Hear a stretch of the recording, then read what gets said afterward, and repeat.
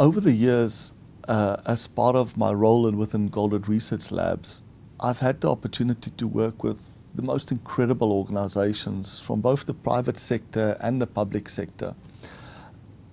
Is there a common way that we approach these? Of course there is. And I'd like to share with you an example of one such a case, to share with you the type of process that we go through.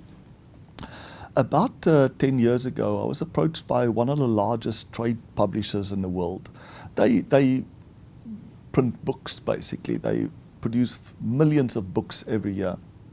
And they came to me and they said, Alan, we have a major challenge at the moment. The rise of electronic books are causing major concerns for us.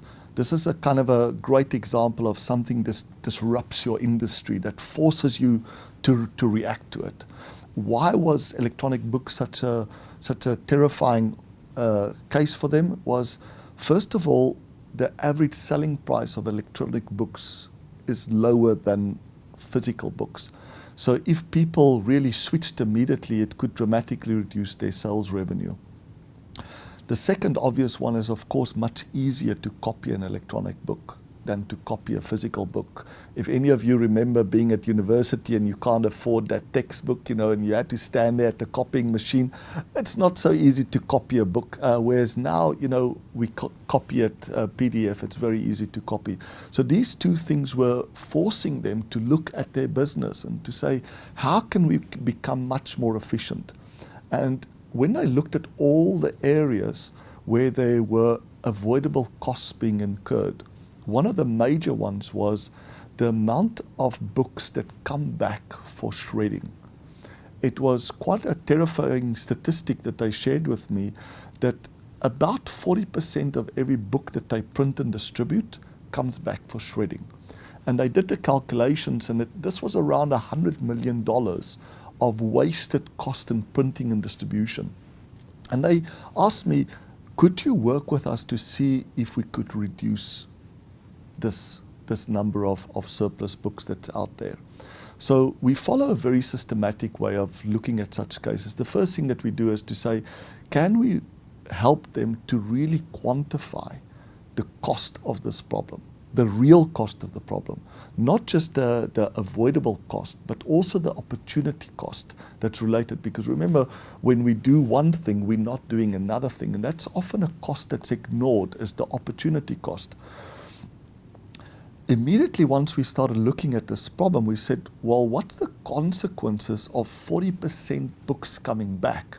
Well, before they came back, they were occupying two of the scarcest resources for the retailer, the book retailer, which is shelf space and cash flow. That's the opportunity cost. And when we did those calculations, incorporating that as the total cost, it was much, much more than 100 million, because that was explaining how surplus books in a retailer can cause lost sales. If they're carrying a book that's not moving, it means they're not carrying a book that could have moved. So that was the first step in the process, is to show that even though they thought it was bad, it was much worse than what they expected. The second step in the process is then to say, good, so we find a specific problem. In their case, the specific problem was a surplus of something. Could this surplus also cause shortages? Yes, we've confirmed that by carrying one book, I'm not carrying another. So it could cause shortages in books that could have sold. What we then wanted to do is to say, what's a generic cause of shortages and surpluses? And can we come up, or is there already a generic solution for shortages or surpluses? And then to take that generic solution, turn it back into a specific solution that we can test in their environment. So what's a generic cause of shortages and surpluses? Two very simple causes. The one is that you are producing a product or service based on a forecast. And all that we know about forecasts is they're going to be wrong, so they're going to cause shortages and surpluses. The second one is that there's somebody in the supply chain that is behaving out of self-interest, that's making things because it makes them look efficient, that's not needed, and that by itself can cause shortages and surpluses. So the generic solution is very simple. Stop making products to long-term forecast that we know is inaccurate, and align the self-interest with the system interest. Create incentives to ensure that every part of the supply chain is doing what's good, not just for them, but also for the system as a whole.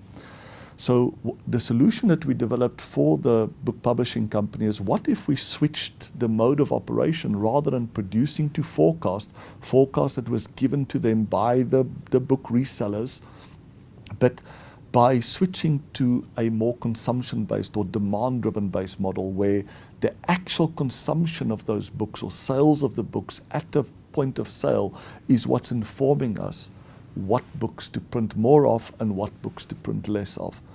The results were simply staggering. We saw not just a significant reduction in the surplus of books, so a significant reduction in books that were coming back, that we wasted money to print and distribute, but at the same time, because we're replacing the shelf space that was opened up by reducing those surpluses with books that were actually selling, we also saw a substantial increase in sales. And that's a kind of the generic process that we follow when we engage with customers. We look at a specific problem that they're experiencing. We help them quantify the total cost of this problem on them and all the other stakeholders, and especially looking at those opportunity costs, something that's often ignored.